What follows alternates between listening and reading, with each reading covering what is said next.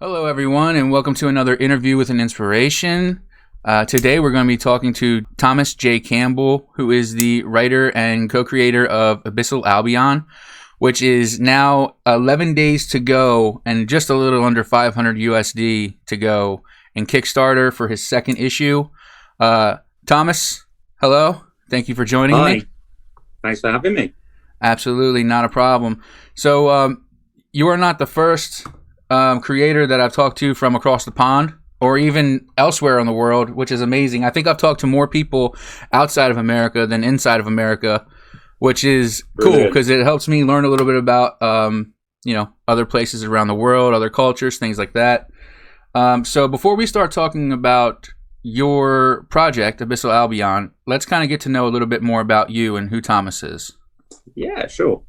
So I'm Thomas Campbell. I'm a writer from Berkshire, located in the south of England. I'm not much of a mystery. I also do writing for Deadbolt Films as well, where we make short film. And Simple enough, right? That's it. That's me. I'm a very simple man. And that's okay. So you're a comic book creator. Writer for the most part. So what kind of comics did you like growing up? So growing up, basically early sort of 90s kid. So a lot of the comics I read growing up was X-Men. Massive X-Men fan. Absolutely obsessed with it, to be fair.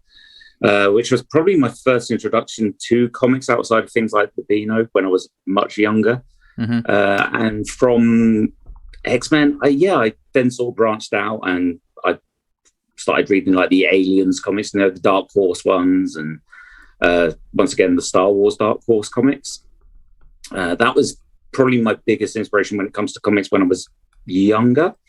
I think in my sort of late teens, early 20s, I then moved on to more of the underground indie side of things. I kind of stopped reading superhero comics and moved into reading like purely like Dan Clowes and the sort of stuff that Fantagraphics was putting out. That side of things. That I guess I went through like an edgy, transgressive phase at some point. So I only wanted to read stuff like that. And then horror, of course. Always read horror. So like Junji Ito, like Uzumaki, and that. Gotta love Junji Ito. Oh man, such an influence. Absolutely adore everything that man has ever done. Yeah. So he's probably one first time I read that was, that must have been like late teens, early 20s, and loved it. And then really, I didn't get back into superhero comics until a little bit later when my friend lent me Grant Morrison's run on X-Men. And then I kind of rekindled that love of superheroes again. I think that just sparked it. I guess, growing up, I was mostly an X-Men fan and Aliens. Like, in fact, I think the first thing I ever wrote when my parents first got me a PC was an Aliens and X-Men what's it? Like a crossover script. Yeah. Nice. I wish I still had that. It would have been awful. But yeah. That's awesome. Yeah, that's so awesome. that's essentially what I was reading growing up anyway, to the point where I am now. That's awesome. And I'm a lurker when it comes to Twitter, and I follow your Twitter very closely just because I'm very passionate about the project as well. I really think it's awesome what you're doing, and the story. Just by reading issue 1, I think the story, you left it open to go a lot of different places and just grow. But I saw that you posted Philip Kennedy's Aliens, his run. I guess it's on Marvel now because all the aliens. Yeah. All the aliens I've seen, Philip Kennedy Johnson. All the aliens I've seen have been Dark Horse, and just 1,000 different iterations of aliens on Dark Horse. and it's cool to see Marvel do it. And that creator actually is local to the area where I am, so I've seen him at a lot of signings and stuff like that at my local comic shop, Third Eye Comics in Annapolis. And he's a hell of a nice guy.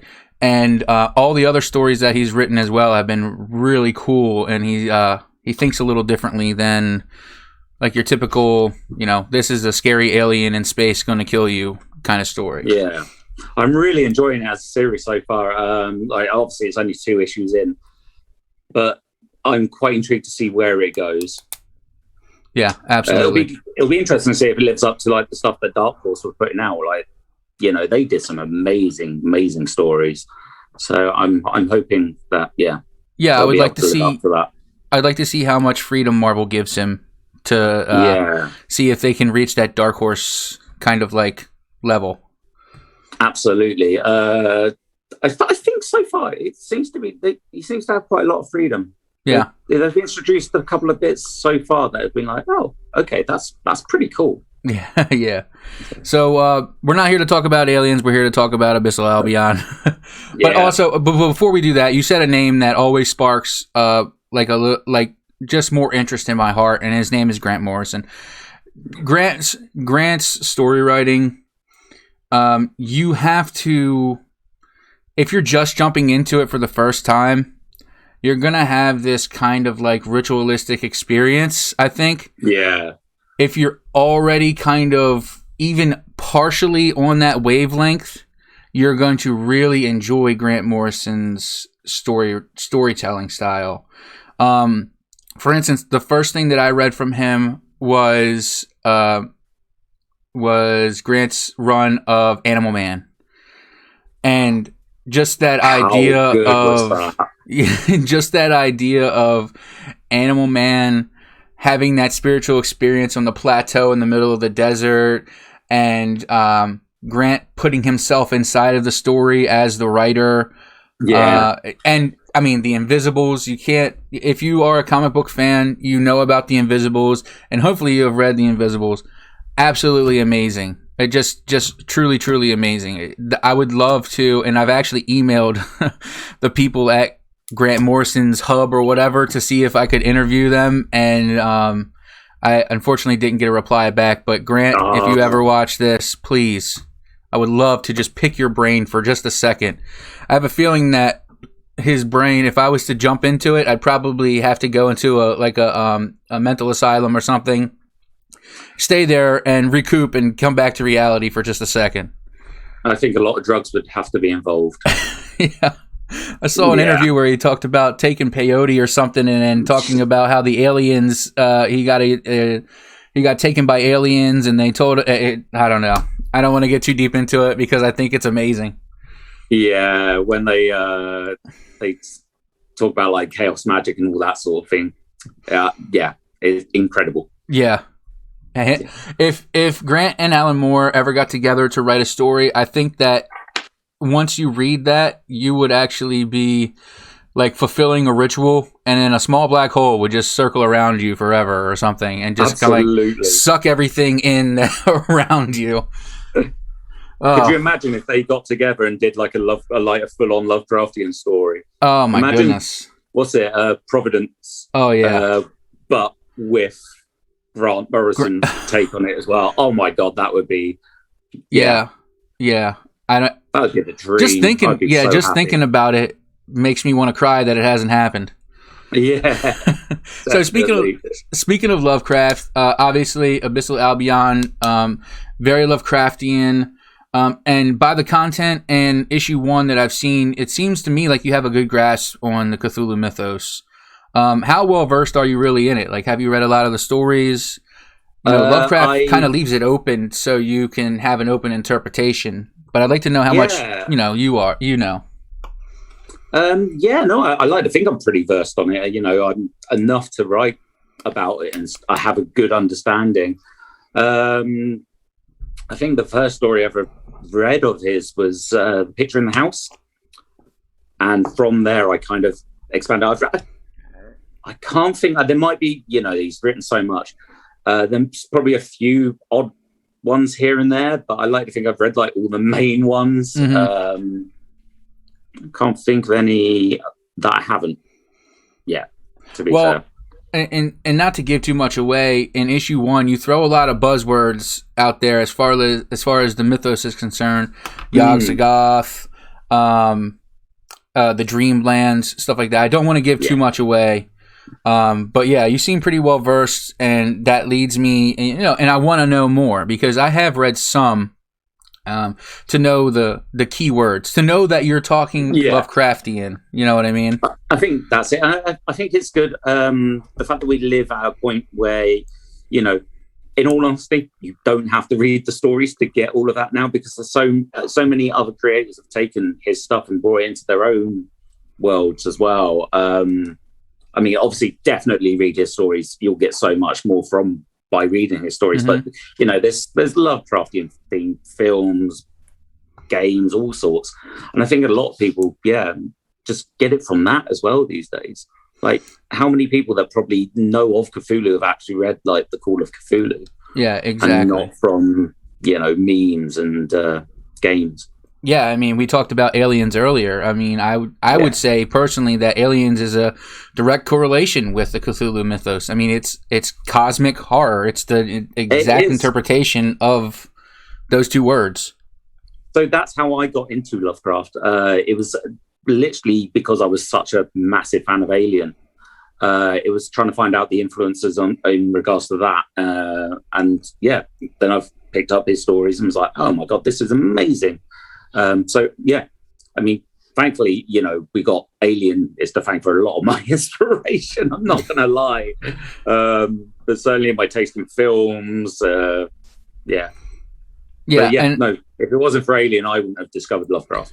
And I feel probably would have at some point, but I feel the same way. Like growing up, my dad influenced us a lot with horror films, and it was a lot of it. Honestly, was to be at a point where don't be afraid of everything that you see, and that's why we watch a lot of horror movies, to kind of get over those fears by watching them and not having to live them personally, so to speak.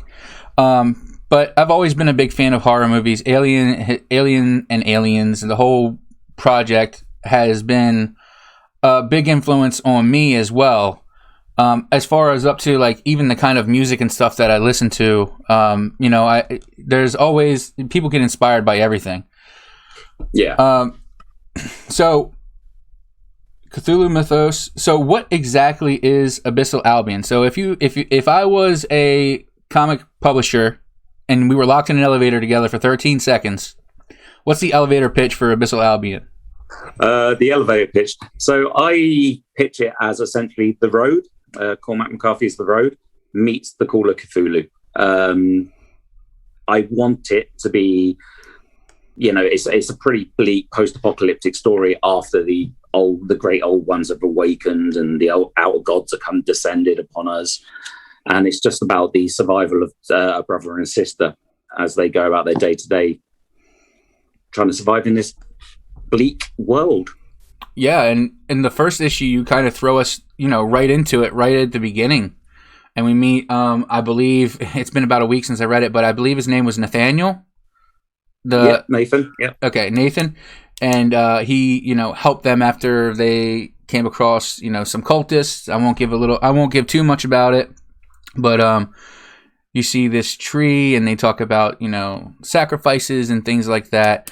And one of the things that perked my interest was, you said, the awakening. Can you kind of expand on that a little bit? I know in your elevator pitch you kind of talked about it, but in your mind, what is the awakening?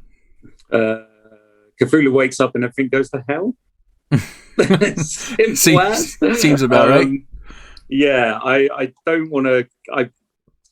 It's essentially what it is. I'm not going to go into a lot of it because it's stuff that I want to explore further down the line. So I don't want to give too much away, but essentially that is what the awakening is. It was an event that sent, shockwaves across the world, the globe, and sent people mad. We made a short film that you can actually find on the Deadbolt Films YouTube channel that is kind of takes place at that moment. It was a bunch of like little news clips, made it for like a 1 minute short film competition. We won best editing. Wow. During lockdown last year, we got a lot of our collaborators. We all took video images of ourselves in like newsrooms and stuff and then stitched it together. And that should give people an idea of what happened at that time. And then this is now Abyssal Albion is all about the fallout. But it's something I'm going to explore further down the line when it actually comes to what the awakening is and what happened, how it affected our two protagonists and all that. Awesome. Yeah, just imagine, like, you know, Cthulhu woke up and everyone started going a bit doolally. Yeah, that's really cool, and I'm excited to see where it goes from there. And we get a little bit of a taste in it in issue 1. I haven't seen anything that anyone else hasn't seen already from the Kickstarter in issue 2. There are a couple, you know, the cover looks really cool, and I'm going to ask you some questions about issue 2 in a little bit. Yeah, no worries. But so in issue 1, one of the things too that I noticed was you didn't give your characters names. They're just, we know that they're a brother and a sister. Is that on purpose? Or, you know, in my interpretation of it, it's an easy way to inject yourself into the story because there's no names.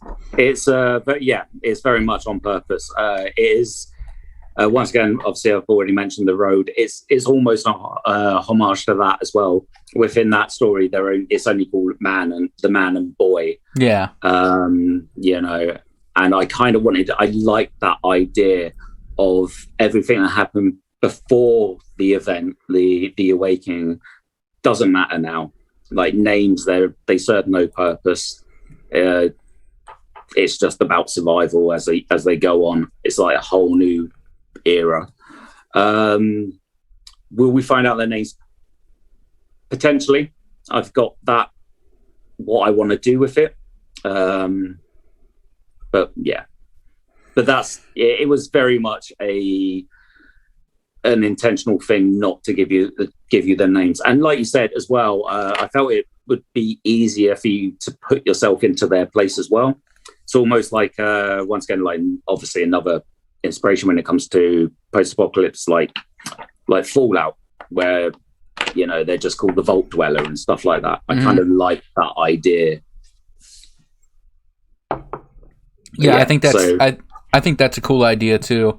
And I don't want to influence you in any way, but a cool way, in my opinion, to say it without saying it would be to maybe they find their home in their travels, or they go back home and maybe, you know, the sister picks up a diary and it says, you know, Debbie's diary or something like that. It doesn't say it outright, but it'd be cool.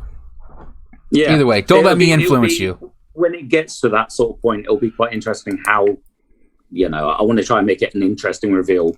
Should I reveal it? Yeah. Okay, so let's kind of talk about issue 2 a little bit here. And I don't want you to give away anything that you don't want to give away. No, that's fine. But my main question about issue 2 is, does issue 2 take place following the events of issue 1? And the reason I ask that is because on the Kickstarter, when we see the main cover, the color cover, it looks slightly futuristic with some like Dagon type, you know, characters on the front. The brother has what looks like a futuristic laser in his hand, and, you know, everybody has like these retro type 80s sunglasses on. So does it take place following issue 1, or is it maybe a different timeline? It's a direct continuation. Okay.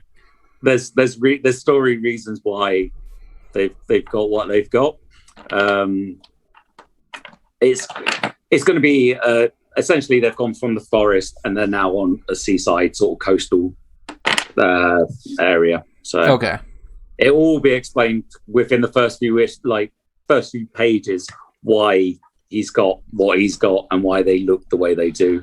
But yeah, it's certainly going to be like when it comes to it, it's going to be like Dagon and all that. And yeah, they're definitely deep one hybrids. Okay, yeah. So when I was writing that question, I'm like, man, this seems kind of like a stupid question, because that could easily be, you know, maybe he finds a toy or something and that makes him feel comfortable. You know, maybe, you know, they talk about the sister's partner just for a split second in issue 1. Yeah. Maybe they're trying to go find the partner. I like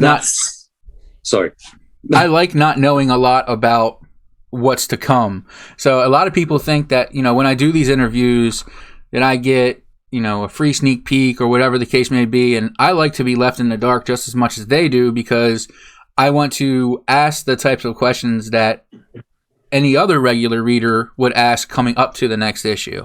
Yeah. Yeah, absolutely. I'm a big fan of not knowing about things when I go in as well.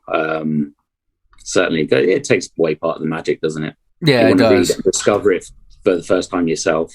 Yeah. So can you give us any sneak peeks on what happens after they leave the woods? So, like I mentioned, they go to this coastal town. They are in search of her partner.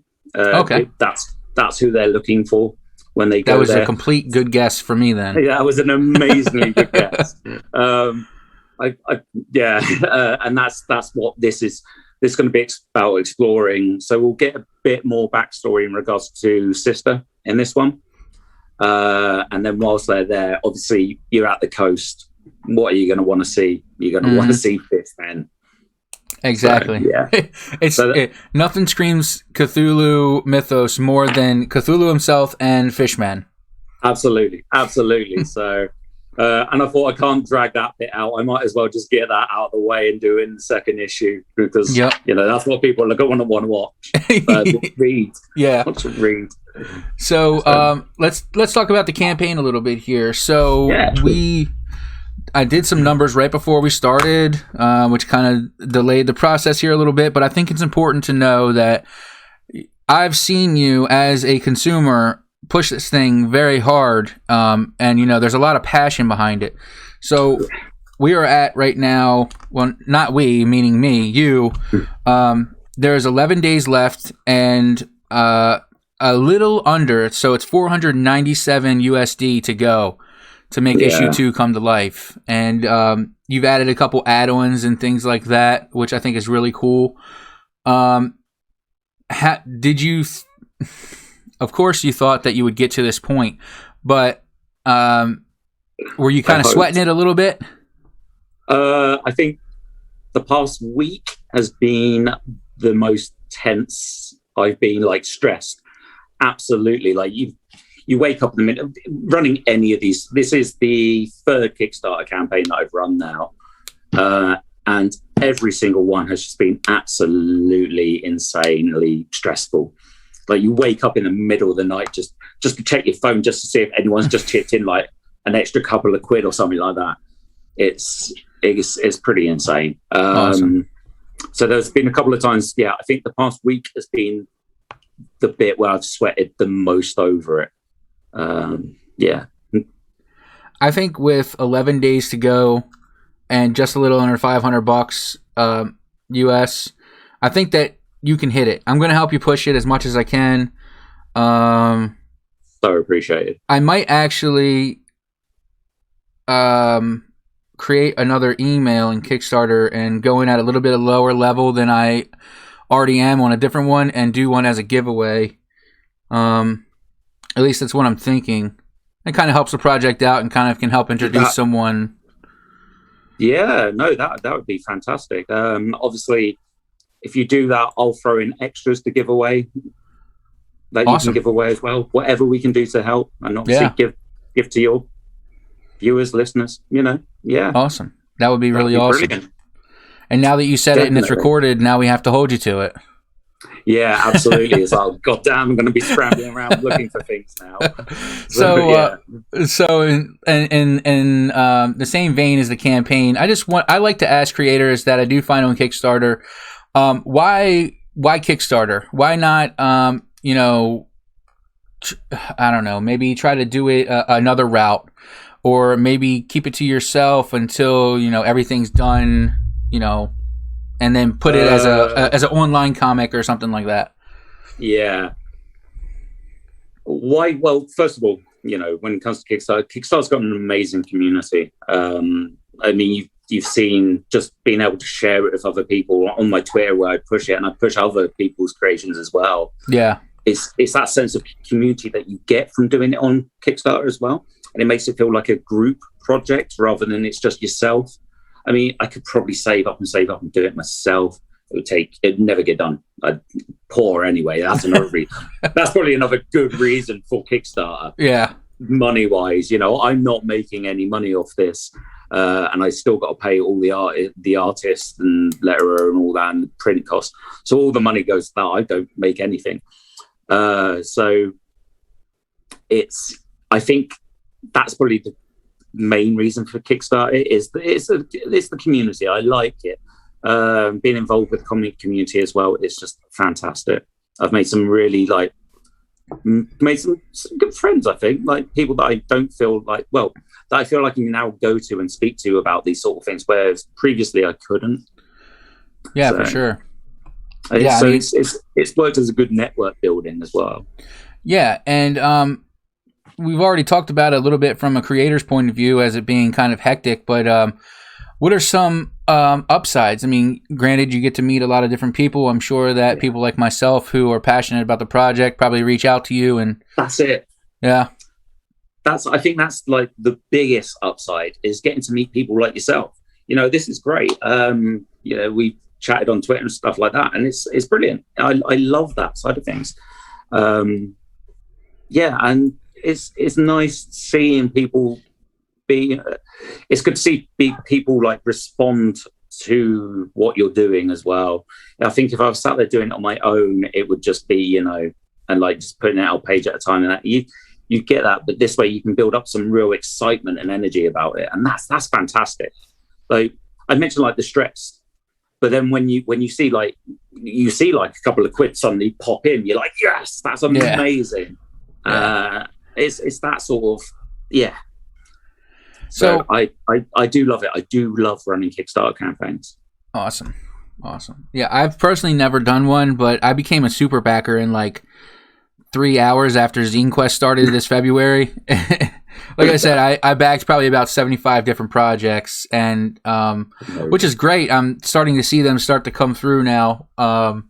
But it was just stacked through. Yeah, it's cool to see. And to be a part of helping someone's dream come to fruition. You know what I mean?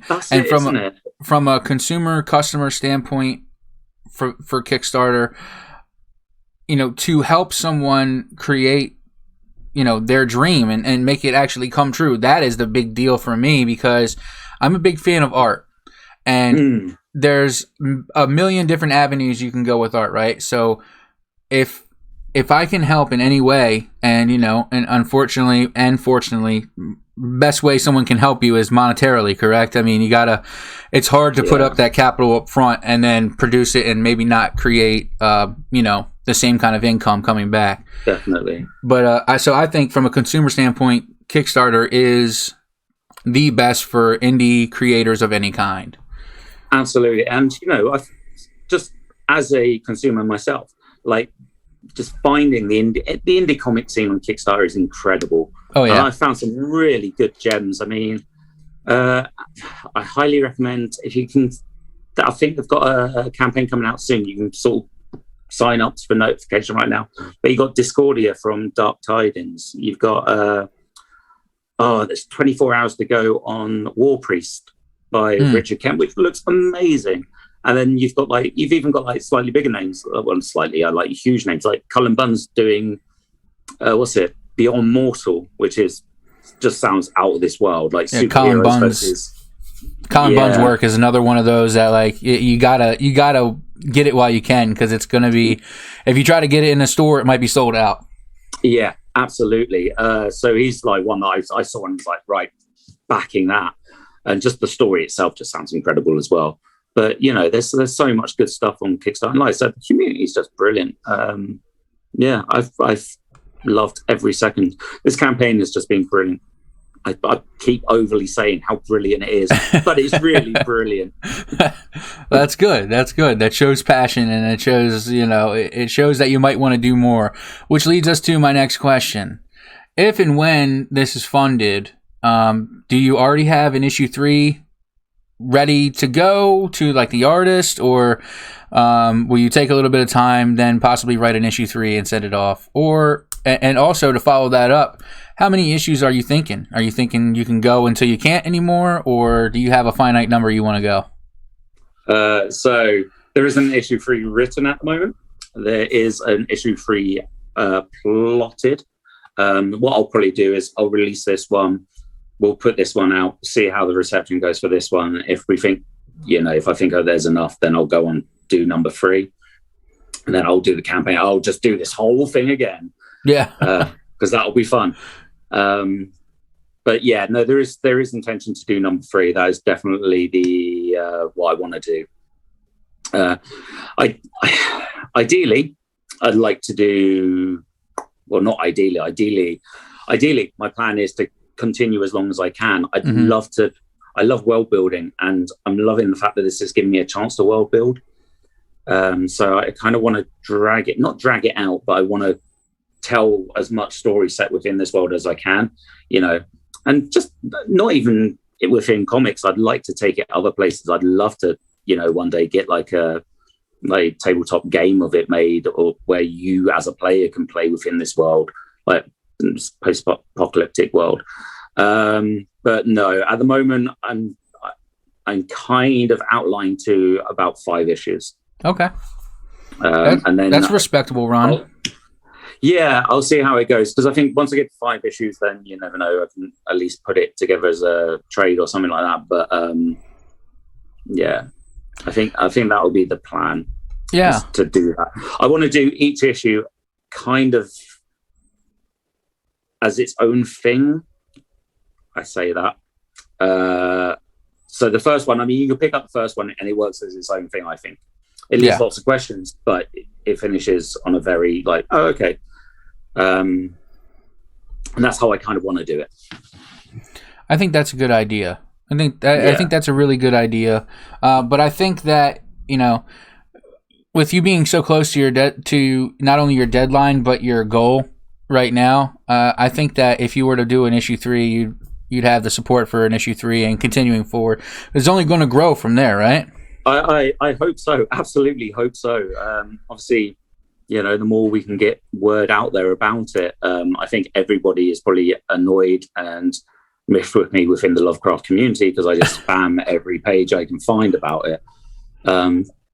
But it would be nice, like you said, the more people that get into it, so far it's proven to me that, there are people that want to read this story, and that's fantastic.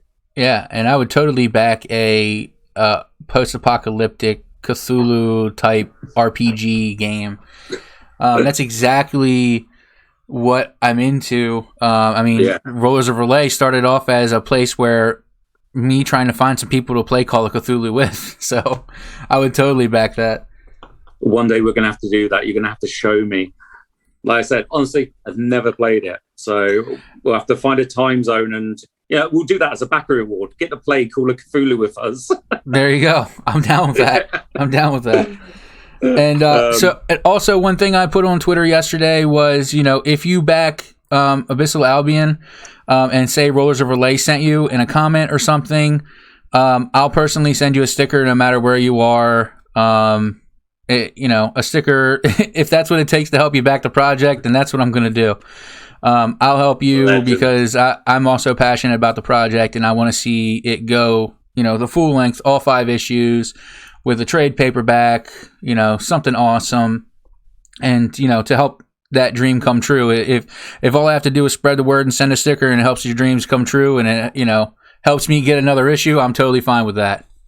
It really is. So far, just having the first one was just beyond comprehension, that I finally got my a comic I could call my own as such. Yeah. And it was just and seeing the feedback from it was just this is fantastic. And it just gave me such a buzz to do it again. So absolutely. It is absolutely a passion project. I know they say you shouldn't do your first comic as your passion project, but it's no, this is the story I've wanted to tell for ages. All the short films that I've been doing, writing with Deadbolt, they've kind of led up they're going to tie in, or I've got plans to tie them in. I'm hoping to take this something a little larger. Very cool. So, yeah. I like what you're alluding to with that. That would be pretty cool. Oh, there was one more question, and I kind of forget it. Oh man, it just means we'll have to do another interview. Oh, damn. So before we end, is there anything else you want to promote or let people know, or where can people find you if they have any questions? Anyone wants to contact me, please do. I'm quite a chilled, relaxed guy. I will chat to anyone about any nonsense. They find me on, obviously, Twitter's probably the best place to get me, under party_lard. Delightful name. Or you can get me on the Abyssal Albion Twitter account as well. Please do check out deadboltfilms.com, I think it is. It's either .com or .co.uk. You'll see our shorts. We've got a couple of shorts on there that were actually shown at the HP Lovecraft Film Festival. So very relevant to the interest. And please just check out our Kickstarter. Even if you're not going to back it, just spread the word, please. That'd be great. Yeah, when you help spread the word, you help, reach out to people who may not already see us spamming Twitter for the Kickstarter link. Which is, and I love doing it because who knows who's going to see it, It's not about the followers, it's not about the likes, it's about, helping people get the project out there, that's it. 99.9% of the reason why I do interviews like this. The other 0.01% is to meet the people who create the projects that do this. Certainly if you can get Grant Morrison. If I can get Grant Morrison, I quit as soon as that interview's over. I quit.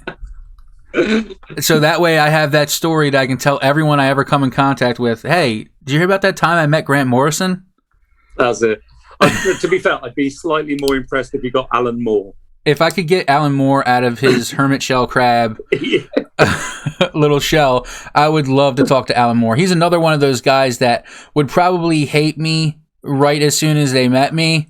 But I would hope that I could at least have, maybe 3 or 4 sentences to tell him how much his work has means to me. You know what I mean? I feel exactly the same. He'd probably punch me in the face. But he'd be like, okay. Cast a spell on me. 2 different types of wizards from 2 different times. Yeah, that's it. All right, man. Well, thanks for talking to me, and it's truly been awesome to speak with you. I know we tried to do this last week. Things didn't match up correctly, which is totally fine. I'm happy that we got a chance to do this. Same. With less than $500 to go, I strongly think that you're going to reach your final goal, and I will do whatever I can do within those 11 days to help you reach that final goal, because I think it's a cool project, and not only do I want issue 2, but I can't wait for issue 3, 4, and 5. And your support has been so appreciated. I cannot overstate that. No problem, man. Anytime. Cool. Thanks a lot, man. All right. Cheers.